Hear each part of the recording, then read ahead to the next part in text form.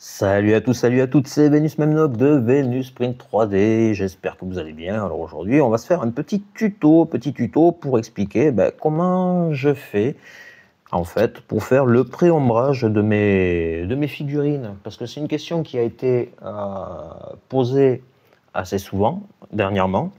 Et donc voilà, en fait, voilà ce que ça donne une fois que le pré-ombrage est fait, d'accord, comparé à une pièce de départ. On va essayer de pas tout faire tomber, hop, qui est quand même relativement noire.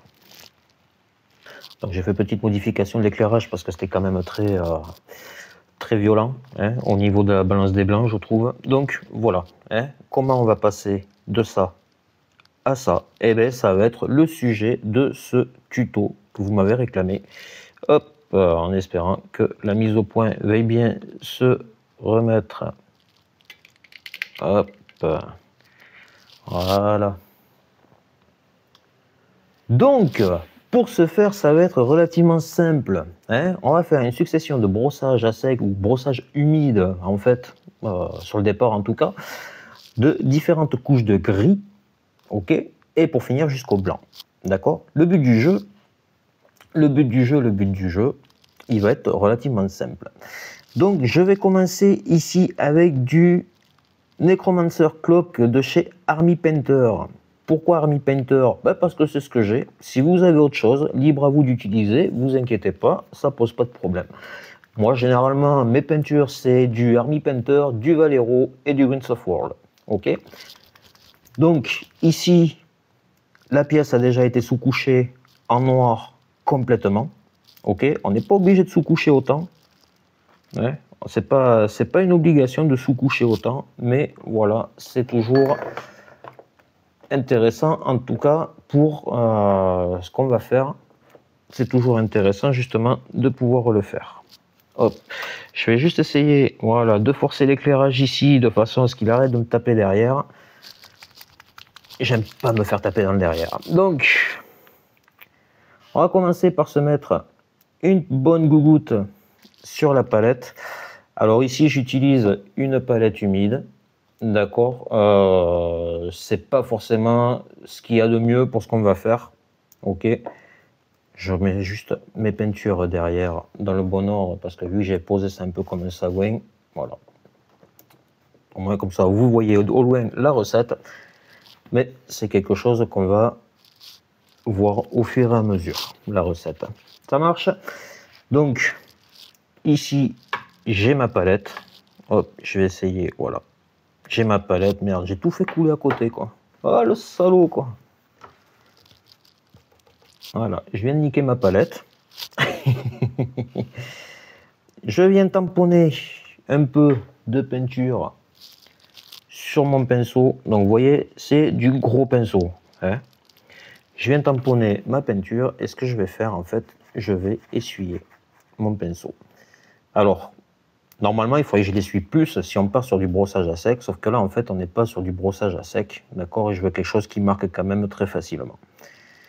Et à partir de là, hop, alors, j'ai la vidéo qui va avoir du mal à me choper l'éclairage, bien évidemment.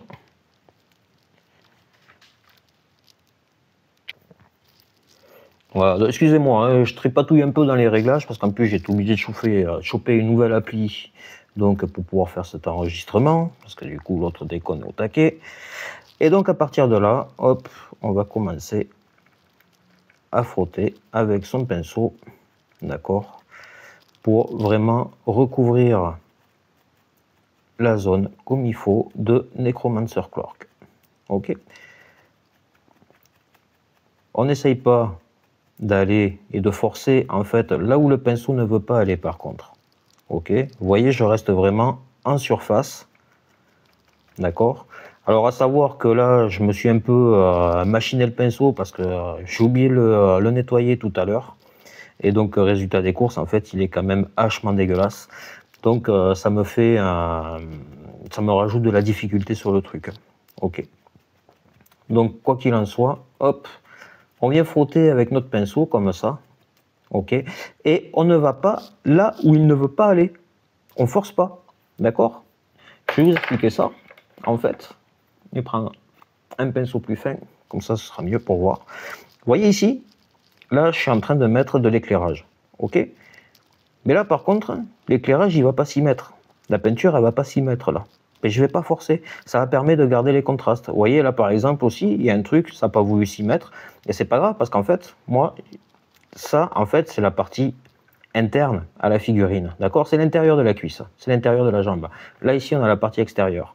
Par définition, l'extérieur sera toujours mieux illuminé que la partie intérieure, d'accord? À moins d'avoir un éclairage central entre les pattes et hop, genre un petit plug anal comme ça et qui va éclairer en toi. Mais sinon, non, non, on reste vraiment sur de l'éclairage externe, d'accord? Et donc voilà le pourquoi du comment. Du coup, je vais tout simplement mettre mes petits coups de pinceau. Alors j'essuie un peu pour quand même éviter l'excédent, hein, mais pas trop parce que voilà, je veux quelque chose qui marque quand même très bien. En tout cas, là, à ce niveau-là, avec ce passage-là, d'accord? Alors si vous voyez que ça fait beaucoup de traits dans un sens, et bien vous passez dans l'autre, ok, pour justement atténuer, ok. Donc le but du jeu, c'est pas de faire disparaître complètement le noir, mais ça va être quand même d'en retirer au maximum ou de rajouter de la lumière en fait, c'est selon, en fonction de comment vous interprétez la chose, d'accord?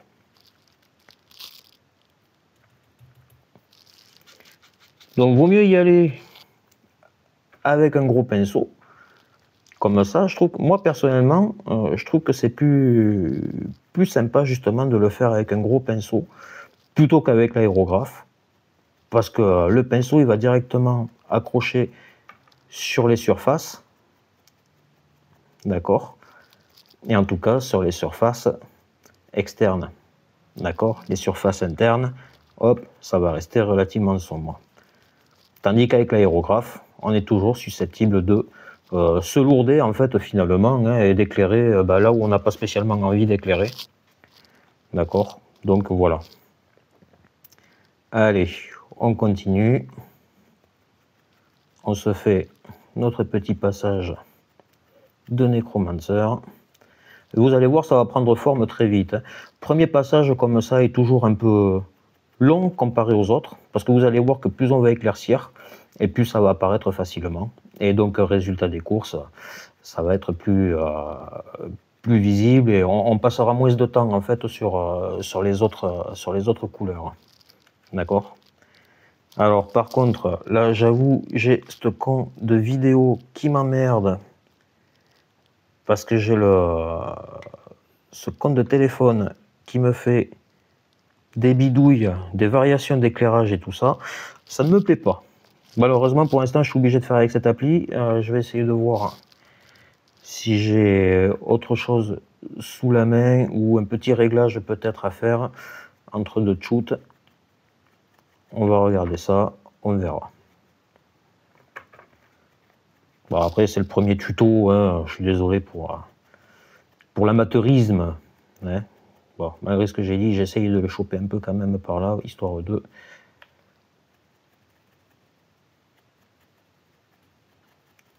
Hop.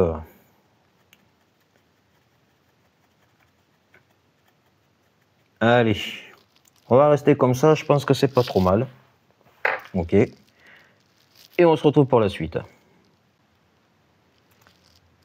Allez, donc nous revoilà. Normalement, il devrait plus y avoir de changement d'exposition, hein, et donc je devrais être un petit peu plus tranquille. Et honnêtement, ça fait déjà 2 fois, là c'est la 3e fois que je recommence le tuto. J'avoue que tant pis, hein, ce sera pas parfait, c'est pas grave, c'est le premier. Et ça m'apprendra. Alors, oui, je suis en train de secouer quelque chose. Voilà, c'est bien de la peinture, hein. On s'emballe pas les gens, s'il vous plaît, restez polis. Donc, Army Painter, toujours de l'uniforme gris. Ok, donc c'est un gris toujours, mais un petit peu plus clair. D'accord? Et on va tout simplement s'en poser sur la palette. Et comme tout à l'heure, on va en prendre un petit peu sur notre pinceau qu'on va frotter pour enlever l'excédent. Et à partir de là, eh bien, on recommence. Par contre, on va recommencer cette fois-ci en essayant de faire en sorte de commencer à marquer une direction de la lumière. C'est-à-dire que, comme j'expliquais tout à l'heure, ici, ça va être plus clair que là. D'accord? Donc, eh bien, vas-y, on commence à poser une direction à la lumière. Alors, là, j'avoue, je suis quand même un peu violent sur le bordel. Je suis quand même un peu violent. Un peu beaucoup même. Hein.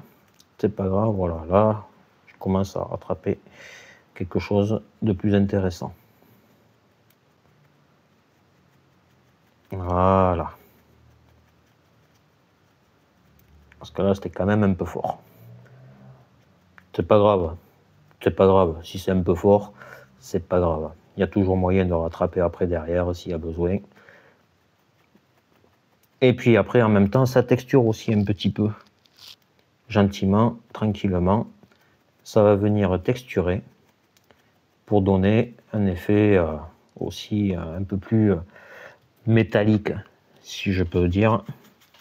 Donc vous voyez que déjà là ça va très vite. Hein. On a quelque chose qui apparaît très, très facilement. Ok.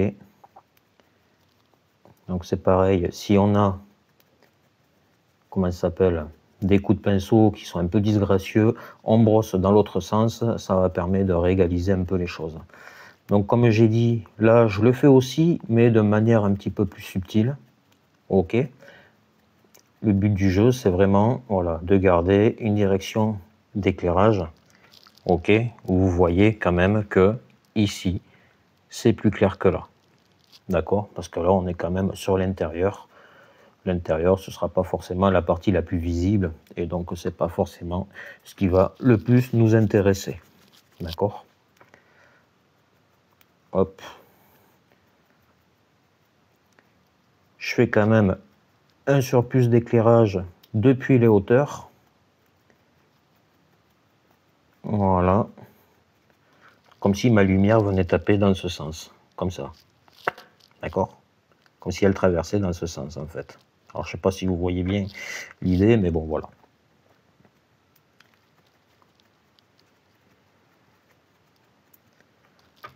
Donc, voilà. Ça, c'est la deuxième partie. Et on va pouvoir passer à la troisième.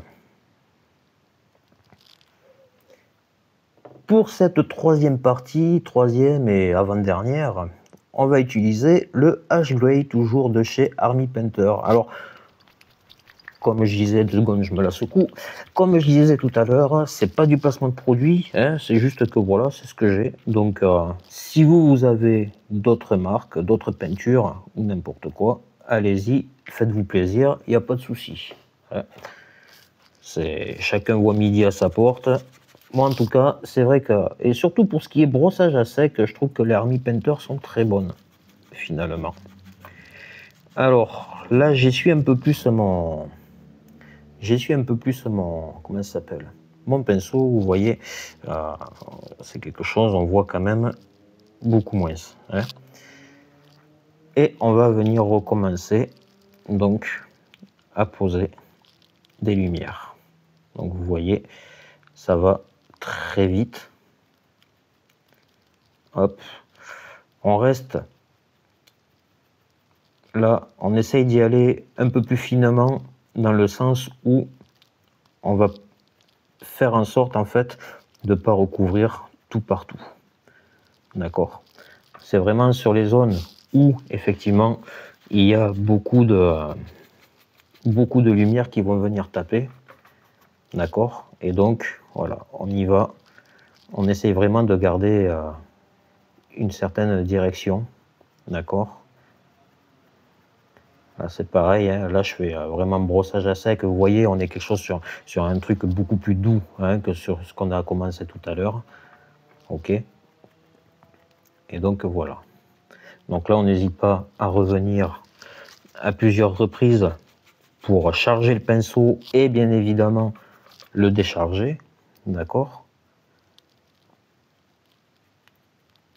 Hop, les parties hautes qui seront plus éclairées que les parties basses. Là, on va mettre un petit coup comme ci, comme ça. Voilà, juste histoire de... Hop.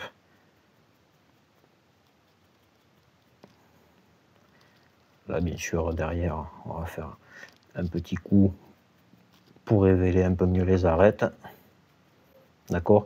Le but du jeu, là, maintenant, voilà, ça va être de jouer de façon à avoir de la lumière, quoi, tout simplement. Je me répète un peu, mais bon, l'idée principale est là, hein, de toute façon. Je pense que maintenant, vous avez compris le truc. D'accord. Donc, on fait un peu toutes les faces, là où on peut passer. Si on ne peut pas passer, c'est pas grave, on ne force pas. D'accord. Et on va pouvoir s'attaquer à la toute dernière étape, qui est le placement du blanc.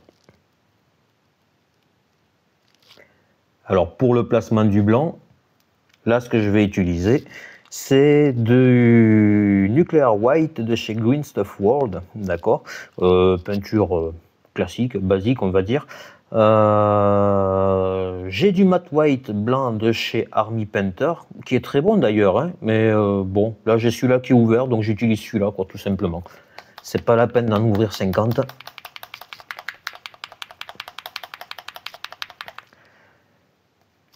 On essaye de pas rire, s'il vous plaît. Hop. Et donc là, c'est pareil, on va piocher du blanc. On décharge le pinceau. OK. Et on va venir poser le blanc. Donc là, vous voyez, c'est vraiment très localisé. On essaye d'y aller tout en finesse. J'ai bien on essaye parce que c'est pas toujours évident. D'accord. Là, on va vraiment venir taper les arêtes avant tout. OK.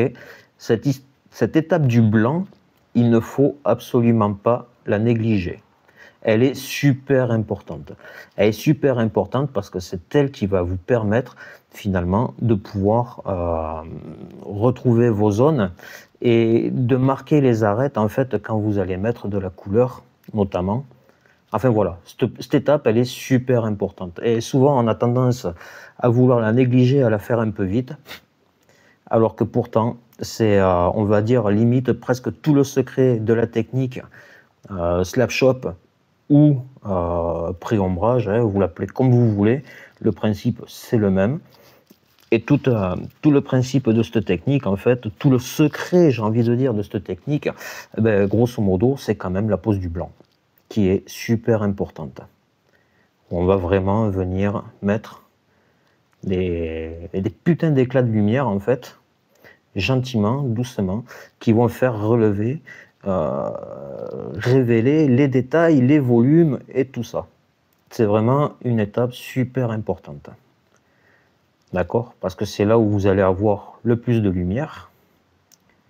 OK? Et à partir de là, eh ben, c'est ce qui fera la différence sur le reste, quoi.